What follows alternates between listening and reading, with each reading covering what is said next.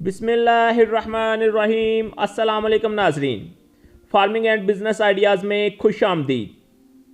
मुलाजमत के साथ कौन सा कारोबार करना चाहिए और कैसे करना चाहिए, आज एक ऐसे ही जिंदा दिल फार्मर के पास हम आए हैं जनाब।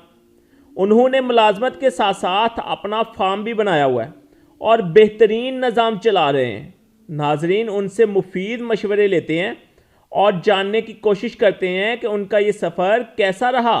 तो चलिए उनसे बात करते हैं। नाजरीन, आप लोगों से गुजारिश है कि अगर अभी तक आप लोगों ने हमारा चैनल सब्सक्राइब नहीं किया तो प्लीज़ इसे सब्सक्राइब कर लें, और अगर आपको ये हमारी वीडियो अच्छी लगे तो इसे शेयर और लाइक ज़रूर करें।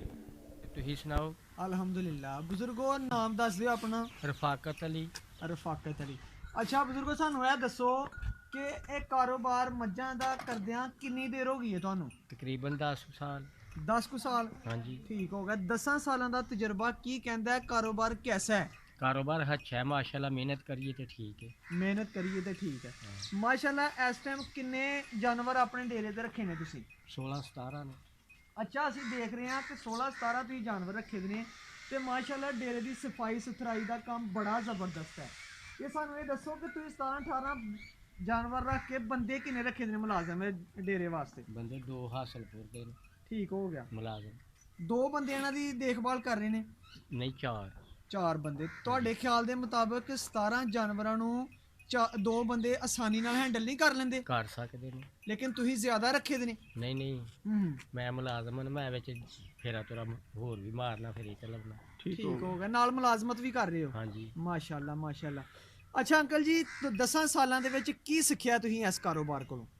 कारोबार अच्छा है, बस मेहनत मजदूरी जिमीदार ते जिमीदार दे नाल ही ये काम कर लईदा। ठीक होर ਅਸੀਂ ਘਰ ਕੱਖ ਨਹੀਂ ਸਕਦੇ।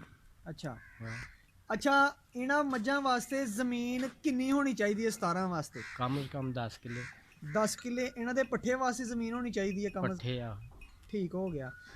ਅੱਛਾ ਅੰਕਲ ਜੀ, ਤੁਹਾਡੇ ਕੋਲ ਕਿੰਨੀ ਜ਼ਮੀਨ ਹੈ ਮਾਸ਼ਾਅੱਲਾ? ਸਾਡੇ ਕੋਲ ਹੀ ਮਾਸ਼ਾਅੱਲਾ 8 ਕਿਲੇ।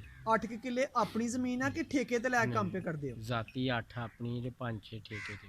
ਅੱਛਾ, ਇੱਕ ਬੰਦੇ ਕੋਲ ਜ਼ਮੀਨ ਆਪਣੀ ਨਹੀਂ ਹੈ, ਉਹਨੂੰ ਕੀ ਮਸ਼ਵਰਾ ਦੋਗੇ ਉਹ ਠੇਕੇ ਤੇ ਲੈ ਕੇ ਕੰਮ ਕਰ ਲੇ ਜਾਂ ਨਾ ਕਰੇ? ਕਰ ਸਕਦਾ ਉਹ ਵੀ।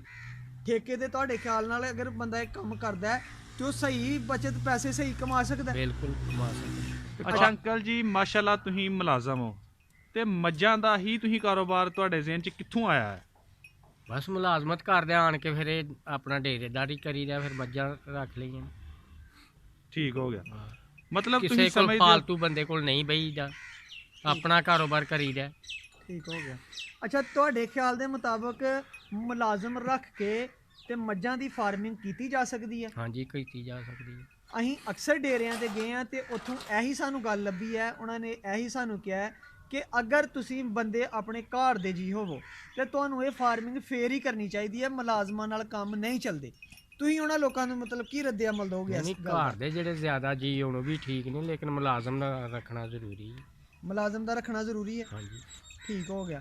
ਅੱਛਾ ਅੰਕਲ ਜੀ, ਸਾਨੂੰ ਇਹ ਦੱਸੋ ਕਿ ਤੁਹਾਡੇ ਕੋਲ ਨਸਲਾਂ ਨੂੰ ਵੀ ਜਾਣਦੇ ਹੋ ਮੱਝਾਂ ਦੀਆਂ? ਨਹੀਂ, ਨਸਲਾਂ ਨੁਸਲਾਂ ਨਹੀਂ, ਮਈਆਂ ਸਾਰੀਆਂ ਹਾਸਲਪੁਰ ਸਾਈਡ ਦੀਆਂ।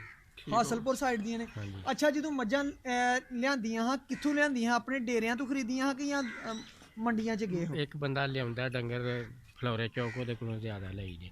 ਠੀਕ ਹੋ ਗਿਆ। ਅੱਛਾ, ਜਦੋਂ ਤੁਸੀਂ ਮੱਝਾਂ ਲਈਆਂ ਹਾਂ ਕਿੰਨੀਆਂ ਮੱਝਾਂ ਪਹਿਲੇ ਰੱਖੀਆਂ ਹਾਂ ਤੁਸੀਂ ਸਟਾਰਟ ਤੋਂ? ਪਹਿਲਾਂ ਸਟਾਰਟ ਤੋਂ 3 ਹਨ। ਅੱਛਾ। ਫਿਰ ਨਾਲ ਮਈਆਂ ਉਂਝ ਵੱਧਦੀਆਂ ਰਹੀਆਂ ਨੇ। ਅੱਛਾ, ਕੁਛ ਘਰ ਦੀਆਂ ਰਲੀਆਂ ਨੇ, ਕੋਈ ਮੁੱਲ ਲੈ ਲਈ। ਘਰ ਦੀਆਂ ਮੱਝਾਂ ਕਿੰਨੀਆਂ ਤਿਆਰ ਕੀਤੀਆਂ? ਤਕਰੀਬਨ 6-7। 6-7। ਉਹਨਾਂ ਵਿੱਚ ਜਿਹੜੀਆਂ ਲਿਆਂਦੀ ਦੀਆਂ ਉਹਨਾਂ ਵਿੱਚ ਕੋਈ ਫਰਕ ਨਜ਼ਰ ਆਇਆ? ਨਹੀਂ ਠੀਕ ਨੇ ਤਕਰੀਬਨ ਸਾਰੀਆਂ। ਤੁਹਾਡੇ ਖਿਆਲ ਦੇ ਵਿੱਚ ਜਿਹੜੀਆਂ ਘਰ ਤਿਆਰ ਕੀਤੀਆਂ ਨੇ ਉਹ ਬਿਹਤਰ ਨੇ ਕਿ ਜਿਹੜੀਆਂ ਡੇਰਿਆਂ ਤੋਂ ਖਰੀਦੀਆਂ ਨੇ ਉਹ ਬਿਹਤਰ ਨਹੀਂ, ਨੇ? ਜਿਹੜੀ ਬਾਹਰੋਂ ਹਾਸਲਪੁਰ ਬਾਵਲ ਨਗਰ ਸਾਈਡ ਤੋਂ ਮੱਝ ਆਏ ਉਹ ਅੱਛੀ। ਅੱਛਾ, ਜਦੋਂ ਤੁਸੀਂ ਮੱਝਾਂ ਲਿਆਂਦੀਆਂ ਹਾਂ ਤੇ ਕੀ ਦੇਖਿਆ ਸੀ? ਮੱਝਾਂ ਦਾ ਦੁੱਧ ਵੇਖਿਆ ਜਾਂ ਸੋਹਣ ਵੇਖ ਕੇ ਲੈਂਦੀਆਂ ਮੱਝਾਂ? ਦੁੱਧ ਵੇਖ ਕੇ ਲਿਆਂਦੀਆਂ? ਹਾਂਜੀ। ਠੀਕ ਹੋ ਗਿਆ। ਅੱਛਾ ਅੰਕਲ ਜੀ, ਸਾਨੂੰ ਇਹ ਦੱਸੋ ਤੁਹਾਡੇ ਡੇਰੇ ਤੇ ਇਸ ਟਾਈਮ ਸਭ ਤੋਂ ਜ਼ਿਆਦਾ ਦੁੱਧ ਦੇਣ ਵਾਲੀ ਮੱਝ ਕਿਹੜੀ ਜੇ? ਇਹ ਦੋਵੇਂ ਮੱਝਾਂ ਤੁਹਾਡੇ ਕੋਲ ਸਭ ਤੋਂ ਜ਼ਿਆਦਾ ਦੁੱਧ ਦੇ ਰਹੀਆਂ ਨੇ? ਹਾਂਜੀ। ਅੱਛਾ ਅੰਕਲ ਜੀ, ਸਾਨੂੰ ਇਹ ਦੱਸੋ ਕਿ ਇਹਨਾਂ ਨੇ ਜ਼ਿਆਦਾ ਤੋਂ ਜ਼ਿਆਦਾ ਕਿੰਨਾ ਦੁੱਧ ਰਿਕਾਰਡ ਕਰਵਾਇਆ? ਤਕਰੀਬਨ 8 ਕਿਲੋ ਇੱਕ ਟਾਈਮ ਦਾ। 8 ਕਿਲੋ ਇੱਕ ਟਾਈਮ ਦਾ, ਯਾਨੀ 16 ਕਿਲੋ। ਅੱਛਾ, 16 ਕਿਲੋ ਜਿਹੜਾ ਦੁੱਧ ਦੇ ਰਹੀਆਂ ਨੇ ਇਹ ਵੰਡੇ ਦੇ ਨਾਲ ਦੇ ਰਹੀਆਂ ਨੇ ਜਾਂ ਫਿਰ ਵੰਡੇ ਦੇ ਨਾਲ ਦੇ ਰਹੀਆਂ? ਤੇਲ ਇਸਤੇਮਾਲ ਕਰੀਦਾ। ਤਿਲਾਂ ਦਾ ਤੇਲ। ਅੱਛਾ, ਫੀ ਮੱਝ ਨੂੰ ਕਿੰਨਾ ਕੁ ਦੇ ਦੇਣਾ ਚਾਹੀਦਾ? ਕਿਲੋ 2 ਕਿਲੋ ਬੜਾ, 2 ਕਿਲੋ 2-2 ਕਿਲੋ ਹਾਂ। ਲਗਾਤਾਰ ਹੀ ਦੇਣਾ ਚਾਹੀਦਾ ਜਾਂ ਥੋੜੇ ਦਿਨਾਂ ਤੱਕ? ਲਗਾਤਾਰ ਭਾਅ ਦੀ ਔਸਤ ਨਾਲ। ਪਾ ਦੀ ਔਸਤ ਨਾਲ। ਹਾਂ। ਤੇ ਫਿਰ ਮੱਝਾਂ ਨੂੰ ਕੋਈ ਐਸਾ ਮਸਲਾ ਨਹੀਂ ਹੋਏਗਾ। ਨਹੀਂ ਨਹੀਂ, ਅੱਛਾ, ਇਹਦੇ ਨਾਲ ਮੱਝਾਂ ਦੇ ਦੁੱਧ 'ਚ ਵੀ ਕੋਈ ਫਰਕ ਪੈਂਦਾ ਹੈ? ਬੜਾ ਜ਼ਬਰਦਸਤ, ਮਤਲਬ ਦੁੱਧ ਸਹੀ ਦੇਣਗੀਆਂ? ਜ਼ਿਆਦਾ। ਠੀਕ ਹੈ। ਅੱਛਾ ਠੀਕ ਹੈ ਅੰਕਲ ਜੀ, ਬਹੁਤ ਸ਼ੁਕਰੀਆ, ਤੁਸੀਂ ਆਪਣਾ ਕੀਮਤੀ ਵਕਤ ਦਿੱਤਾ। ਅੱਲਾਹ ਤਾਲਾ ਤੁਹਾਨੂੰ ਸਲਾਮਤ ਰੱਖੇ। ਅੱਲਾਹ ਹਾਫਿਜ਼।